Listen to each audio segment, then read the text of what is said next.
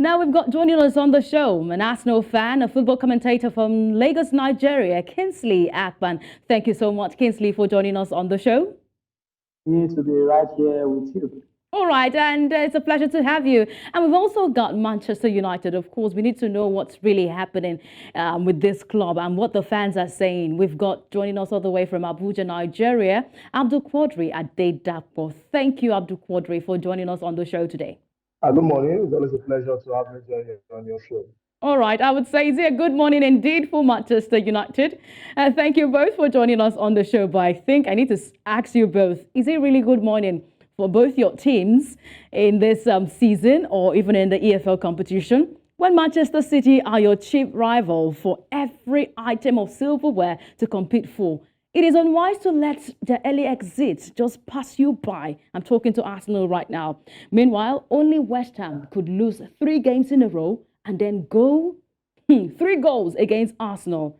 Before I go to Arsenal, because I know they've got a lot of pain to handle right now, Abdul-Quadri, Newcastle did knock Manchester United out of the Carabao Cup back-to-back 3 losses. That's 3-0 losses for Erik to hang over there. I have so much pity for him. And I think the question to ask now, does Ten Hag deserves the kind of United players he's having to parade today in the league? Well, you look at Ten Hag, he brought in some of those boys. He had all of the options. He went to the transfer market. He brought in players. He brought in a goalkeeper, wanted a defender. He brought in a goalion, wanted a left back. Did not really get him. But when you look at what he did, he's lost the dressing room entirely, and that's why United are this low. Now, you've come off the back of losing against your own fellow rivals, City rivals, Manchester City in the league. You did not compete in that game. You had a chance to do better against the side you beat in the final of the Carabao Cup with this same coach, Ten Hag, last season. But after 20 minutes, United looked like they were not in the game at all. I think for me, Ten Hag has a lot to do. Newcastle United made 8 changes to the squad that faced Manchester United last night. They had the luxury of resting most of their players in the Premier League. And Lewis Hall, of course, a player who was not good enough to play at Chelsea this season, went on loan. I was among the scorers for, of course, Newcastle United and Manchester United. And it's the same old story, for them. There's a lot of problem. I wish we could just restart. That's what I can only wish for. Restart the entire 2023-2024 season and hope that United can start better. But at this stage and this season, it looks like it's going to be a very long season for us Manchester United fans, because whether you sack Ten Hag or not, this squad is just not good enough to defend the badge and wear the shirt. All right. Adedapo, thank you so much. But let's talk about Arsenal right now. Arsenal yesterday against West Ham, coming up from the Sheffield United win, victory, 5 goals. You go all out like that in the weekend. And coming up to the Carabao Cup, what's happening to Miguel and his choices of the starting 11, Kingsley? Well, these are cup games, and you asked me, was I surprised that Arsenal lost yesterday? I don't think I was. I think we need to set our priorities right. For Arsenal, winning the Carabao Cup this season and then competing for the league, which one will Arsenal fans choose? I think they'll go for winning the league, and I think they can do one better than they did last season, and that was the finishing second behind City, having led the league for a very long time. Do Arsenal have the legs? Do they have the bodies that they can use in executing the Carabao Cup, the FA Cup, the Champions League, and even the EPL? I don't think so, because you look at the golfing class, some of the players that get to start and some of the guys on the bench, and I think it is very, very wide. So this for me is a blessing in disguise. I think this is a fantastic way for Arsenal to concentrate on the EPL, the Champions League, and maybe even the FA Cup. And what I don't like here is the injustice that you meted out this morning. How will you categorize Arsenal and Manchester United together? Arsenal are unbeaten in the league this season so far. Arsenal are top of their Champions League group. Manchester United are somewhere in the bottom. Man United have just Abdul-Quadri, can you hear Kingsley clearly? Can you hear Abdul-Quadri, can you? I can hear you. I can hear you. Man United as a club have no bearing right now as we see. So you can't.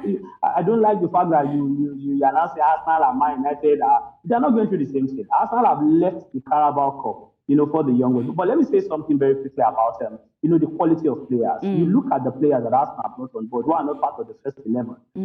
Maybe you say Rhys Nelson, Pablo Vieira, and maybe you could even stick in a Kai Havertz, who a lot of persons expected, having paid £65 million, should come in and do wonders for Arsenal. All of these guys did not bring their A game. Compare that to what Newcastle did against Manchester United, Livramento, Lewis Hall. All of these young guys stood up to be counted. Kingsley, do you want to leave the issue about Arsenal and then focus on Manchester United? Because it seems you're shielding them away from the criticism they should be getting, and you're focused on Manchester United. A lot say that maybe that result means that they should shift their gaze, shift their focus on the EPL, and I do not think so. If you want to win the silverware, you should be focused. Let me just butt in right now because of time. Abdul-Quadri, I know you've gotten a little bit of knocks here and there from Kingsley, but I will tell you, United, in the last 10 years, they have undone what have been done the past 100 years of hard work that has been established at the Old Trafford. Manchester United had more players wearing captain handband in that game against Newcastle United, and I'm wondering what the problem was. Are managers the problem from your club? If you say yes, you must remember it is the same manager that made them finish third last season. They just want to throw him under the bus. What do you think? I think he's lost the dressing room. And when a manager loses the dressing room, there's absolutely nothing he can do. Now, the players don't trust him, and that's where the biggest problem at Manchester United is. Now, you look at all those managers that have come in the past, from Jose Mourinho to, of course, Louis van Gaal, at some point, Solskjaer. All of these guys have come into United. But for Erik ten Hag, his stiff approach has made him less. First and foremost, let's look at Harry Maguire. A few months ago, he felt Harry Maguire was not an important player of the squad. All of a sudden, Harry Maguire now starts every single game. Now, United are wasting £80 million, not even on the bench. They are wasting £80 million without playing a single game in the person of Jadon Sancho. He will leave in January, probably go on loan, and United will be forced to pay half of his salary. Now, you look at the squad that played yesterday. Why would you not stop your hardened approach and then let the boy play football? The boy that said he will not apologize, let that be out of the field of play. But on the field of play, what you want as a manager is results. Play him. Let me give you an example of Chelsea. When the captain band was stripped, somehow taken away from, of course, Thiago Silva. Thiago Silva clearly showed he was not happy when there was a game where Reece James and Chilwell was substituted, and the band came to him and refused to wear the band. But he's been a professional on the field of play. Whatever happens between him and Coutinho off the field of play has no business what happened on the field of play. And I think for United, you look at the squad, Almiron looked like a player that was not too strong enough and was losing it. Mason Mount is the shadow of what he was at Chelsea. I think he's been struggling at Chelsea. United just helped him get away from his lose at Chelsea and all of that. But for me, sacking ten Hag is not the solution, but it's how ten Hag can win the dressing room. Now, quickly, let me just also add lastly, you look at the fact that United still went with Andre Onana in goal yesterday. The one will begin to ask the decision of Erik ten Hag to let go of David De Gea. Now, Onana has been in goal for the Champions League, the Premier League. Well, Onana and Maguire were your savior, of course. Onana and Maguire were your savior in the UEFA Champions League. I understand. No, I understand. But time not out, friend, Abdul-Quadri. All right, time not out, friend. Time not out, friend, Abdul-Quadri. Let me have something from Kingsley now. Kingsley, I do not like to single out players from any team whenever they have their performance on the pitch of play, but I will single at Kai Havertz, 65 million spending there. And what is really happening? Must you always cover up Kai Havertz and his performance on the pitch of play? I'm asking you as an Arsenal fan right now. It's sad. It's absolutely sad. I don't think Kai Havertz is as poor as what we see now at Arsenal. I remember some seasons back, I saw Kai Havertz play in the German Bundesliga, and I was craving, can this guy come to Arsenal? He really, really plays so well, and it was how he was being used, sometimes playing from the right side of the attack, sometimes playing off the striker, sometimes even leading the line.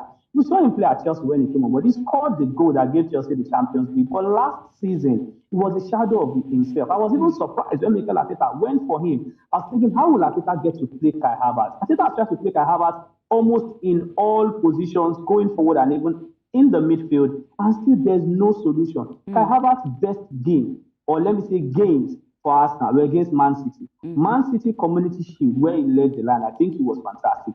Man City in the league, where he came on as a sub, that cameo, he was able to really shield, and they shield the defenders and then lead the line well. Maybe that might just be the solution. I was expecting that Edin Nketiah would not have started yesterday. You did talk about Edin Nketiah. Let's talk about Edin Nketiah right now. It's looking like he's not a consistent striker in your squad, because we could see that he came all out in that game against Sheffield, and we could not even see what he brought against Sheffield, against West Ham in that game yesterday. That's the problem with Arsenal. Arsenal don't have a consistent number 9. Gabriel Jesus, as good as he is not always on the field of play. He's always on the treatment table. Edin Nketiah will give you flashes here and there. In fact, I think Edin Nketiah has not scored away from him, I think, in 15 games or thereabouts. So you know that that's not consistency. Who else can play there? Oh, you say you use Leandro Trossard as the first 9. He's not consistently playing there. Gabriel Martinelli. This is what some persons are asking Arteta to fix in January. And that's why you hear names like Ivan Toney pop up, and Jimenez, the Feyenoord guy. I think Arsenal can go for maybe a proper number 9. That might just be the final piece of the jigsaw to lead Arsenal to EPL title, or maybe some big trophies like Pep Guardiola did by bringing in Haaland to now win the treble. If Arsenal really want to win big, I think they need that marquee number 9. A consistent person that will play the ball in the back of the net. And that person is not Nketiah, is not Gabriel Jesus, is not even a Kai Havertz or Leandro Trossard. Okay, we're looking out for what Arteta's decision will be. He has taken total responsibility from the performance yesterday of the Gunners against West Ham. And for Manchester United, of course, on a thin line there, wondering when they will step up back in the English Premier League. Arsene Wenger did say he feels so sorry for them after the Manchester derby. They lost to Manchester City. But we get to do this again, Kingsley and Adedapo or Abdul-Quadri. I'll be hoping we get to do this again for the EPL in the weekend. Thank you so much for joining the show. All right, I'll be waiting to see. Maybe that day they will be on the winning side. Thank you so much, Abdul-Quadri, Adedapo, and Kingsley Akpan, football commentators from Nigeria. It was an interesting show today.